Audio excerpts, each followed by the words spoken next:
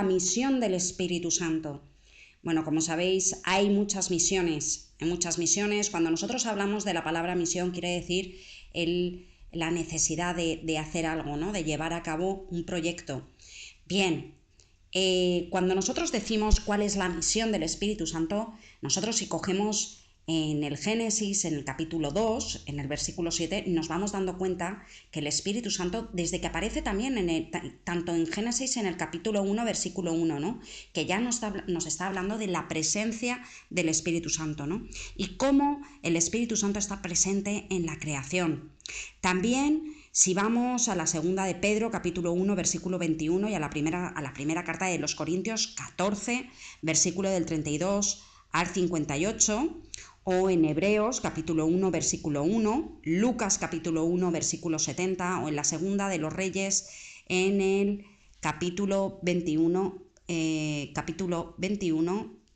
versículo 10, podemos ver cómo no son revelados ni el Hijo ni el Espíritu Santo, sino que el Espíritu Santo habla a través de la boca de los profetas, habló por boca de los profetas. Con lo cual, ahí nos va indicando que en ese Antiguo Testamento no estaban revelados ni el Hijo ni el Espíritu Santo, solo estaba revelado Dios Padre, pero era el Espíritu Santo el que hablaba a través de la boca de los profetas. Quizá la misión más importante que tiene el Espíritu Santo es la concepción y el nacimiento del Hijo de Dios. Es la más grande en toda la historia de la creación y la salvación. Al igual que la Eucaristía, es la misa. Es en la Eucaristía, ¿no? En la misa es el milagro más grande, incluso mayor que el de la creación, ¿no? También una de las misiones más importantes es la que se incluye en esta obra perfecta del Espíritu Santo, la de María. María en su concepción virginal y sobre todo con el nacimiento del Mesías. Daros cuenta de una cosa, ¿no? Cómo prepara a María con su gracia, como primer templo del Espíritu Santo, ¿no? Que acoge al Hijo de Dios, pero sobre todo porque no hay nada impuro que pueda estar en el reino, que pueda entrar en el reino de los cielos, ¿no?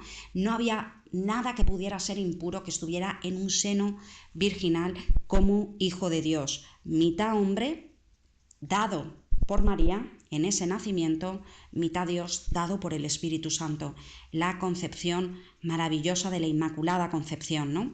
Bien, el Espíritu Santo sopla vida primero en Adán, directamente. Hace esa intervención directa con Adán. Adán ha sido creado por Dios directamente. Pero Dios coge una costilla de Adán para crear a Eva. Adán como criatura original del hombre. Eva como primera mujer. Ahí es donde entra el pecado. Y por eso es necesario que por una mujer fuera la salvación, por medio de María. María es la primera criatura como mujer que nace con el pecado, que nace sin pecado original, como una fuerza espiritual que Adán, con los méritos como la madre del Hijo de Dios. Imaginaros la dignidad que tenía María. María, al igual que Eva, por eso la llaman la segunda Eva, nace sin el pecado original. Segunda mujer que nace sin el pecado original. ¿Quiénes son los que nacen sin pecado original? Adán, creado por Dios directamente, pero no es nacido, no es creado del hombre, creado directamente del hombre, sin pecado original, es Eva. Con lo cual, la segunda Eva, que es María, la Virgen María, es la que por una mujer entra el pecado en el mundo y por una mujer viene la redención y la salvación para redimir ese pecado que había entrado, ¿no? Toda esa obra, ese fallo, ese error que cometió Eva alejándose de Dios, ¿no? Y desobedeciendo a Dios. Bien, luego vemos que tiene otra misión y es la misión con Jesús. Es la misión como hombre, se la da a María, ¿verdad? Y como Dios es dada por el Espíritu Santo. Es el portador perfecto del Espíritu. Es la misión que Jesús tiene con el Espíritu Santo, es una entera actividad de Cristo, que se desarrolla siempre bajo la presencia en la vida del Espíritu Santo. O sea, la manifestación del Espíritu se ve en el río Jordán, en los milagros mesiánicos y sobre todo cuando está destinado a morir. En el momento de su vida, cuando hace su resurrección, la Pascua. En la resurrección le da la vida el Espíritu Santo, ¿no? Ese soplo de vida del Espíritu Santo que resucita como Dios. Bien, el Espíritu Santo tiene otra de las misiones más importantes, fundar la Iglesia Católica, sobre todo para la salvación, abriendo una nueva realidad de salvación. Y así nos lo dice en Juan capítulo 20, versículo del 19 al 22. También tiene una nueva visión el Espíritu Santo en el mundo, ¿no? Primero, estaba presente en la creación y que influía con su presencia. Segundo, con el Mesías, que desciende el Espíritu Santo en la persona de Jesús y es enviado sobre él. Y tercero, el envío del Espíritu Santo al mundo y a sus discípulos, sobre todo con la finalidad de salvar al mundo. Imaginaros si tiene una misión importante. Hay muchas misiones, hay misiones personales, hay misiones, pero la misión del Espíritu Santo, esto es importantísimo para poderlo conocer más como persona. ¿Cuál es la misión que el Espíritu Santo tiene con nosotros? ¿Cuál es la misión que tiene el Espíritu Santo, que tuvo con Jesús, que tuvo en el mundo? ¿Cuál es la intervención que tuvo? Y sobre todo, ¿cuál es la misión del Espíritu Santo en la Iglesia Católica, ¿no? De ministrar esos sacramentos, ¿no? Bien, por el envío del Espíritu Santo y por el Hijo representa el pleno alumbramiento de las fuerzas del Espíritu Santo, que hasta entonces solo estaban concentradas en el hombre, Dios y en el Redentor, pero no en el Espíritu Santo. Se nos va desvelando. En el Antiguo Testamento se nos desvela directamente a Dios Padre. Con la llegada de Jesús ya se nos ha revelado el Hijo y ahora estamos en el tiempo del Espíritu Santo, cuando ya después de la cruz ya se nos es dado el Espíritu Santo. Yo siempre lo digo y siempre lo repetiré, y es: no hay Espíritu Santo sin cruz, con lo cual después tenía que estar esa pasión, ese misterio de la pasión de Cristo, para que se nos fuera dado ese nuevo abogado, ese nuevo consolador. Bien, el Espíritu Santo no se nos es dado hasta que Cristo no fue glorificado. Esto lo dice en Juan capítulo 6, versículo 27. Bien, el Espíritu Santo mantiene viva la Iglesia, es el pleno realizador de la obra de Cristo. Y esto nos lo dice en Juan capítulo 20, versículo 21 y en Mateo capítulo 28, versículo 19. ¿Cómo mantiene viva la Iglesia? El Espíritu Santo hace lo que quiere, cuando quiere y como quiere, con todas las personas. Escogió a Pedro, pero también escogió a Pablo. Pedro se dedicaba, sobre todo, a convertir a los judíos para la salvación del pueblo. Pero en cambio Pablo iba a los que no eran judíos.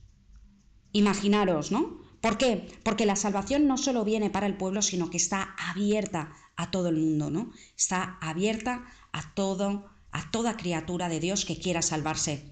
Por medio de María, pone en comunión con Cristo a los hombres como un objeto de amor benevolente de Dios. Esto nos lo relata en Lucas capítulo 2, versículo 14, y también en el artículo 725 del Catecismo de la Iglesia Católica, ¿no? La primera parte de la misión del Espíritu Santo es enseñarnos todo y sobre todo recordarnos todo lo que Jesús ya nos había enseñado, ¿no?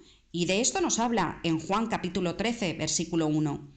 Nos enseñarán cosas nuevas, nos recordará todo lo que Jesús nos había dicho, pero también nos enseñará cosas nuevas, con lo cual no nos podemos quedar solo con lo que nos dice la Biblia, sino para eso la Iglesia Católica hace un estudio exhaustivo de las locuciones o de los dictámenes que ha derramado Dios Padre, Jesús o el Espíritu Santo a través de los santos y los doctores de la Iglesia, con lo cual cuando ya están aprobados por la Santa Sede, es un dogma de fe y no puede, o sea, ya está catalogado como dentro de una verdad, ¿no? Está ya dentro del dogma de la fe. Con lo cual, lo que nos enseñan los santos también es un recordatorio y es una enseñanza nueva de cómo vivir en el Espíritu 24 horas al día, 7 días a la semana. Por eso grandes santos como Santa Catalina de Siena, Marian de Belén, San Francisca Javiera del Valle o Beata Elena Guerra, Santa Gemma de Galgani,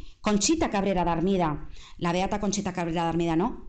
Bueno, nos deja tantos y tantos enriquecimientos del Espíritu Santo que cómo no enseñarnos cosas nuevas, sobre todo para que podamos entender en nuestra mente tan pobre, en una mente humana y racional, en la cual la fe no se puede vivir dentro de la razón, sino que se tiene que bajar al corazón, porque la fe es de amor. Bien, otra de las misiones es el amor. Primera de Juan capítulo 4, versículo del 8 al 16. El primer don que contiene todos los demás, Dios ha derramado en nuestros corazones por el Espíritu Santo que se nos ha dado. Es el amor. El Espíritu Santo, que es el don más grande, que es el primer don del amor. Esto nos lo dice en Romanos capítulo 5, versículo 5, y también en el capítulo 734 del Catecismo de la Iglesia Católica. El amor. Ahí se ven los frutos del Espíritu Santo. El amor. Hay diferentes misiones.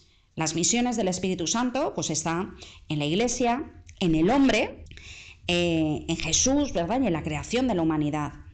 Dice San Basilio Magno, en Liber del Espíritu Santo, que por el Espíritu Santo se nos concede de nuevo la entrada en el paraíso, la posesión del reino de los cielos, la recuperación de la adopción de hijos de Dios, y se nos da la confianza de invocar a Dios como Padre, la participación de la gracia de Cristo y el poder llamar hijos de la luz, el podernos llamar hijos de la luz y el compartir la gloria eterna. Esto es importantísimo. ¿Por qué? Porque nos damos cuenta que el primer sacramento que es instaurado en la Iglesia Católica, como fundación de la Iglesia Católica, como él, el fundador, después de Pentecostés, es el bautismo. Y como bautismo nos convertimos, dejamos de ser criaturas de Dios para convertirnos en hijos de Dios. Y nos convertimos en templos del Espíritu Santo. Con lo cual, siendo templos del Espíritu Santo, podemos ser purificados, porque en el Antiguo Testamento no eran templos del Espíritu Santo. Cuando Jesús llega y nace, no eran templos del Espíritu Santo. Acordaros que el Espíritu Santo hablaba a través de la boca de los profetas, pero no eran templos del Espíritu Santo. Con lo cual, cuando Jesús muere en esa cruz, no solo nos deja la salvación, sino sobre todo la salvación más perfecta, que es el poder purificar nuestra alma como templos del Espíritu Santo con los sacramentos, como un aumento de gracia santificadora para poder llegar a Dios. Imaginaros, ¿no? Como templos del Espíritu Santo. Imaginaros qué misión tan bonita tiene el Espíritu Santo con nosotros. Nuestra misión es la santidad, el poder llegar a ser santos, como Él fue santo. Sobre todo, vivir con la santidad. Eso es lo más importante. La misión de la Iglesia, sobre todo, es complementar la misión de Cristo en la cruz, sobre todo en los sacramentos. Está enviada para anunciar y dar testimonio, para anunciar la verdad y sobre todo para anunciar la salvación. Sobre todo es el misterio y la comunión de la Santísima Trinidad, un misterio con la humanidad, para hacernos santos, para transformar nuestro corazón y nuestra alma, sobre todo para estar con el Creador. Somos santos siendo templos del Espíritu Santo. Somos santos solo con el Espíritu Santo. Por nuestras fuerzas no podemos ser santos. Por nuestra manera humana, racional y por nosotros mismos y nuestros propios méritos no podemos ser santos. En cambio, sí que podemos llegar a ser santos si vivimos con el Espíritu Santo y dejamos que Él haga esa versión de santidad en nosotros mismos. Hasta aquí, queridos hermanos, el programa de hoy.